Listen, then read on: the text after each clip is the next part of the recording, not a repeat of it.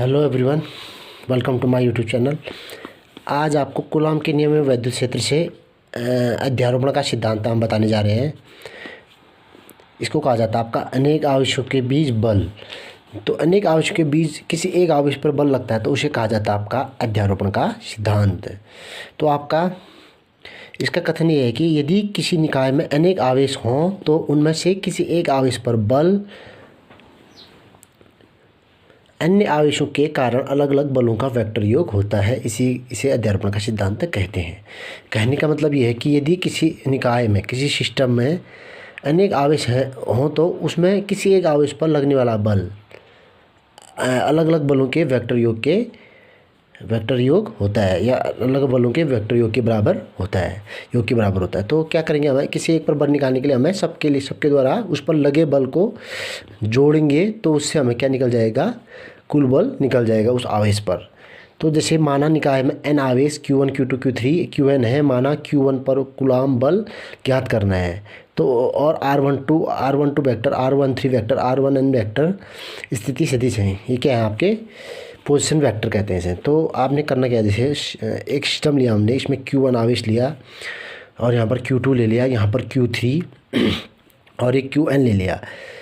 तो हमने करना क्या है, Q और O ले लिया हमने कोई मूल पोजीशन, मतलब मूल बिंदु या मूल स्थिति। तो मूल स्थिति से आपका जो Q1 है उसकी दूरी ले लिया आपने R1 और उसका जो स्थिति सदिश ले लिया R1 का वेक्टर ले लिया। ठीक हो गया। तो Q2 से Q1 पर लेंगे तो हम क्या लेंगे, R12 वेक्टर। इन दोनों की पोजीशन को बताए गए और Qn के लिए मूल बिंदु से Rn वेक्टर पोजीशन वेक्टर हो जाएगा और Qn से Q1 तक R1n वेक्टर। ये क्या हो जाएगा, उसका स्थिति सदिश। स्थिति बता रहा है ना 1 और n की, तो R1n वेक्टर लिखेंगे। ठीक हो गया। और ऐसे ही Q3 से Q1 तक R13 वेक्टर, ये हो जाएगा इसका स्थिति सदिश हो जाएगा। ठीक है। तो ऐसे हम इसके लिए बल निकालेंगे। F1 Q2 Q1 पर बल लगाएगा आपका क्या, F12।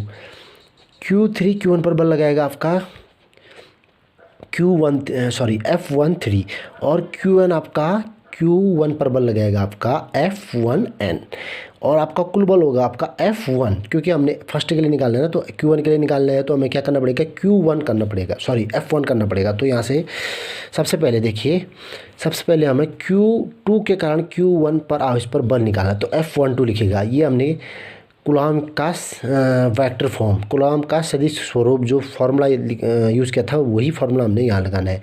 तो F12 = 1/4πε0 Q1 Q2 upon R12 square into R12 का कैफ, इक्वेशन 1, समीकरण 1 इसे मान लिया हमने।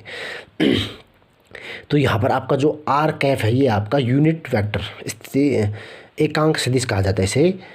तो तथा इसी प्रकार हम Q3 के आवेश के कारण Q1 आवेश पर बल निकालेंगे तो आपका क्या आएगा, F13 vector 1/4πε0 Q1 Q3 upon R13 का स्क्वायर इंटू R13 कैप। इसको समीकरण क्या मानेंगे, हम 2 मानेंगे।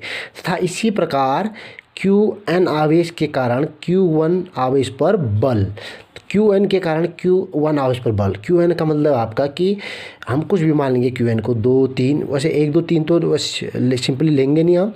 तो Qn का मतलब वाकई जितने संख्याएं हैं, जितने आवेश हैं, तो हम कितने भी ले सकते हैं, 100 1000, तो n आपका कुछ भी हो सकता है। तो अभी आपने खाली जनरल Qn ले लिया आपने यहाँ पर। तो F1n = क्या आएगा, 1/4πε0 Q1 Qn अपॉन R1 का स्क्वायर इंटू R1n का कैप, समीकरण इसको मान लिया 3। तो अब करना क्या हमें, अतः कुल बल F1 वेक्टर, तो 1 के लिए निकालना है तो F1 वेक्टर होगा।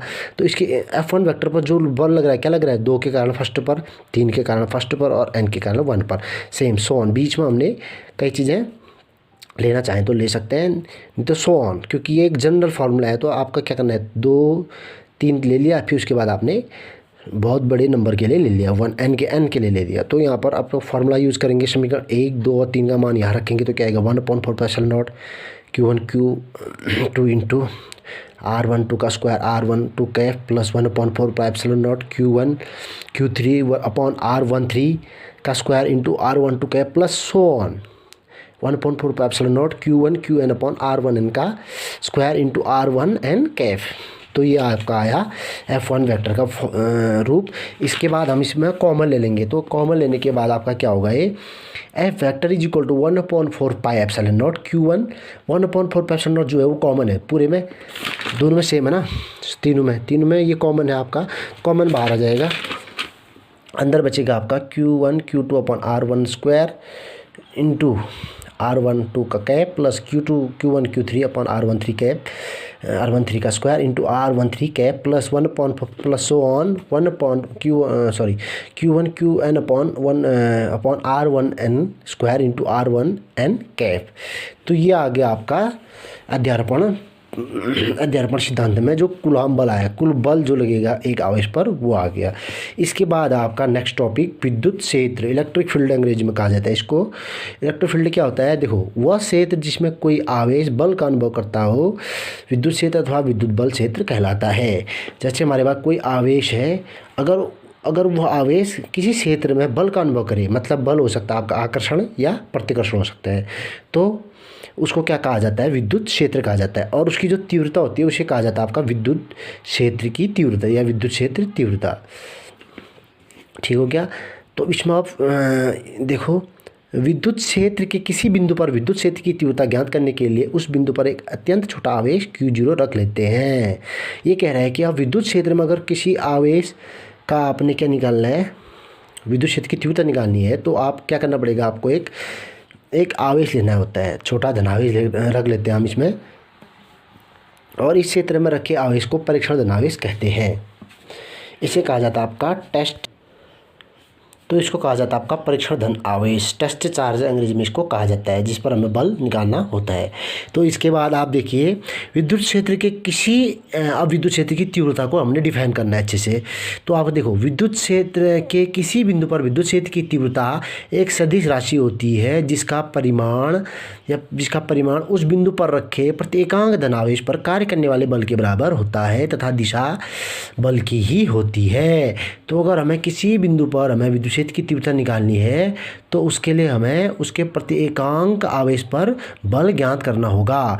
यदि हम उसके प्रत्येकांक आवेश पर बल ज्ञात करेंगे तो उससे हमें उस क्षेत्र में विद्युत क्षेत्र की तीव्रता प्राप्त हो जाएगी। तो इसमें और विद्युत क्षेत्र क्या होता है, आपका एक सदिश राशि है, जहाँ अब देखो अब विद्युत क्षेत्र के लिए E = F/Q0 है, तो यहाँ पर F क्या होता है, सदिश राशि होती है, तो इस कारण यह सदिश राशि है, तो E क्या होता है, सदिश राशि होती है। तो यदि Q0 परीक्षण धनावेश पर कार्य करने वाला बल F वेक्टर हो तो विद्युत क्षेत्र की तीव्रता, तो जो E = होता है आपका F vector upon Q vector होता है। ठीक हो गया। और ये आपका सदिश राशि, तो यहाँ से वेक्टर ना लिख के हम E = लिखेंगे F/Q0 परिमाण के रूप में। तो यहाँ से आपका F = होता है Q × E, अगर हम वज्र गुणा करेंगे तो F = QE निकलेगा। और E का मात्रक होता है, E का मात्रक निकालने के लिए हमें F का मात्रक बटे Q0 का मात्रक करना पड़ता है। तो E का मात्रक बराबर न्यूटन, F का मात्रक होता है न्यूटन और आवेश का होता है आपका कूलम। तो क्या होगा, E का मात्रक क्या हो जाएगा, न्यूटन बट्टे कूलम आ जाएगा। ठीक हो गया। इसके बाद आपका इसकी बीमा होगी, विद्युत क्षेत्र की तीव्रता E की बीमा निकालने के लिए हम F की बीमा बट्टे Q0 की बीमा, वही फॉर्मूला यूज़ करके F होता है mLt-2 और Q का होता है AT। तो mLt-2 T नीचे है और 2 ऊपर है, माइनस हो जाएगा तो -3 हो जाएगा। A नीचे धन है तो ऊपर जाके क्या हो जाएगा, -1। तो mLt-3 A-1 E की बीमा आपके यहाँ से प्राप्त हो गई। तो आज के लिए आपको ये सीखना है।